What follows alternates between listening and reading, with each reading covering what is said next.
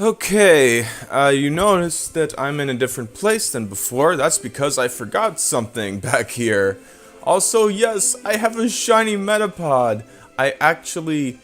Okay, good news is that I got a shiny Metapod. Bad news is that I got lost. I had to redo things and just catch this thing. I'll explain. So the computer I have has a rather small C drive, but the D drive has like a terabyte. So apparently I had to reorient my program to put videos on the D drive. So I had to redo some of it. But I did get through, I think, Viridian Forest, I think? At least that's what I think. Let me actually check right quick. Yeah, Nidoran. Nice things that I can actually move around and my microphone is attached to me. Let me see here. Let me just check right here. Yeah, I did make it through Viridian, that whole stuff. Oh, hey, Rattata. Oh, Spearow. Actually, I might as well catch this too. There we go. I can even do it like overhand, but I kind of prefer underhanded throw. I don't know. But then again, if I do underhanded, I kind of have to, kind of like do a digging motion. Anyways, I also got a Butterfree, one of those that kind of flies away. Also, I got a Bulbasaur. That's what I was looking for in the forest. And it's actually good that I'm catching a couple things, because that Bulbasaur was a bit weak. Somehow. But yeah. I wasn't really intending to use Metapod, but it is a shiny, and you do get this thing here. I think it says here I got in the forest. That in the forest. They're all so very defiant and stubborn and thrashing. This one I just have. Well, I might as well put this away. Oh yeah, Pokemon box. I'll put those two away. I named the other Metapod like the shiny Phase 2 because it's red-ish, kind of like a boss in the game, like say, like in Wario Land 2. Bosses turn purple, or I mean pink, when they're at their last stand, So then I got this little thing following me around. I'm actually gonna switch out. Not sure how well this will do. I'll probably have to use Pika Pika a little bit more, because this battle, well, I already said it. There's a battle here with Jerry. Hey Jerry, how's it going? Well, Jerry, of course they wouldn't let a loser like you get through. Alright. I'll eventually get that voice down. It has been a couple months since I've seen Rick and Morty. In fact, I don't think they even had a season this past year, 2018, I'm recording in. Growl. I think I can handle this. Oh no, not sand attack. Also, I don't have animations on. I'll put them on when I get through this. It's fine.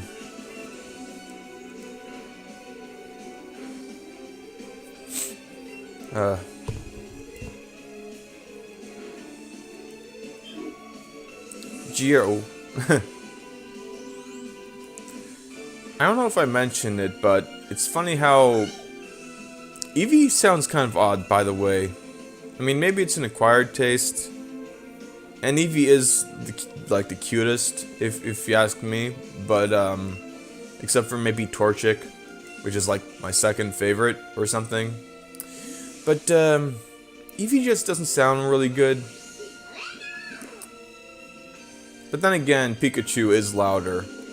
Anyways, let's just double kick its face off.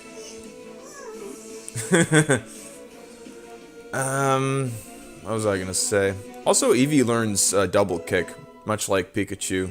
So, you know, if you don't really feel like using your grass type against Brock, you know, because you do have to have a grass type, I might as well mention that too.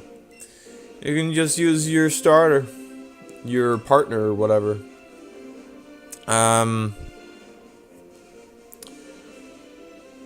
So, yeah. I guess it will be kind of a challenge to use Butterfree. I'm not sure how long, like, if... I think it will learn Silver Wind, and it'll probably be good at that. Maybe even learn, like, Signal Beam or something. You know, the last time I really used Butterfree was, of course, Gen 3, you know, those games. You know what? I feel like having Pika Pika around is a bit much. You know, this is a very strong Pokemon. You know, you can play around with it and it'll get better and all that. You can just keep it out of the party, but Pika Pika will always be with you. So that's nice. You can have, like, different kinds following you around, and you can have Pika right on your shoulder, or Eevee or whatever. There's like an item here behind that tree. I don't really feel like getting it. Probably just a potion. I'm probably gonna have like a surplus of potions. Not even with, and not even buy them. Just whatever. I might cut out my stroll through the forest, but then again, it's a nice place, you know. It'll just take like half a minute. And I think I defeated the trainers again. It is easy enough to just avoid the Pokemon, however occluded they can be. But I can make my way through. Yeah, so in this game there is the special physical split, you know, like some attacks, like say a Hyper Beam, it's a normal type move, but it's still special because it's like some kind of magical thing. Meanwhile, I guess it's alternative Giga Impact, which is like basically Hyper Beam, but it's actually physical. That's because it's like the Pokemon literally just crashing into the other one, you know? I actually haven't seen that move much before. I was surprised to see it in Generation 4. Don't think I used it. You know, it's kind of a risky thing.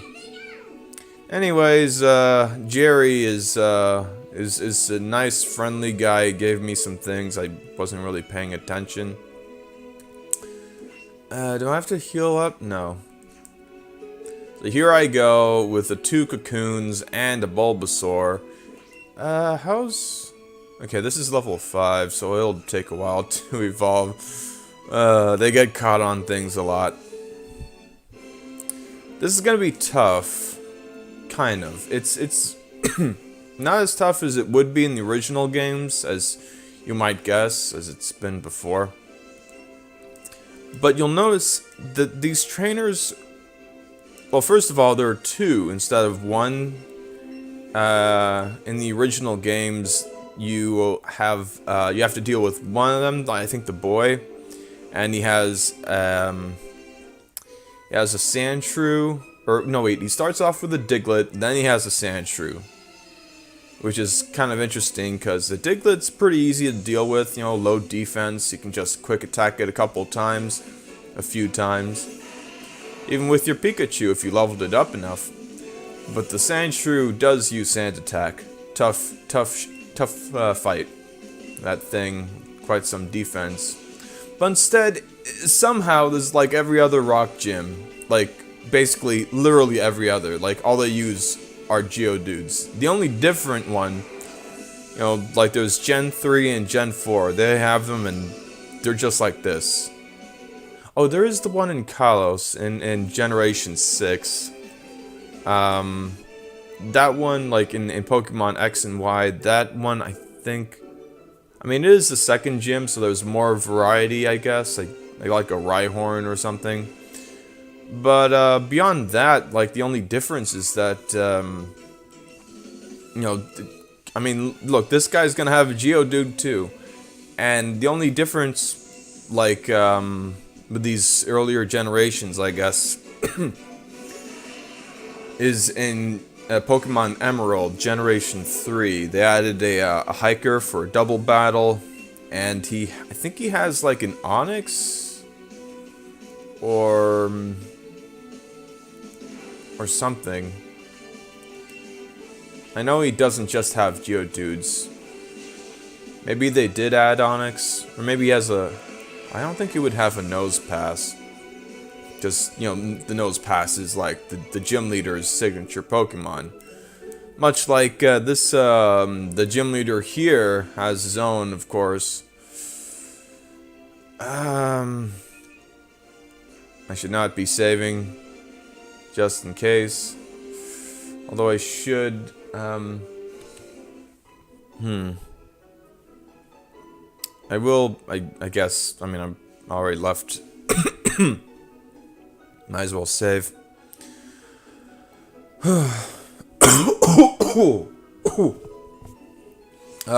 Sorry if I'm shaking the microphone here. I did go for a jog today, first time in a while, but it's still kind of chilly out. I know, right? It's chilly down in Florida. You know, everywhere else it's literally freezing, and here I am like, oh, it's chilly. It's 60 degrees.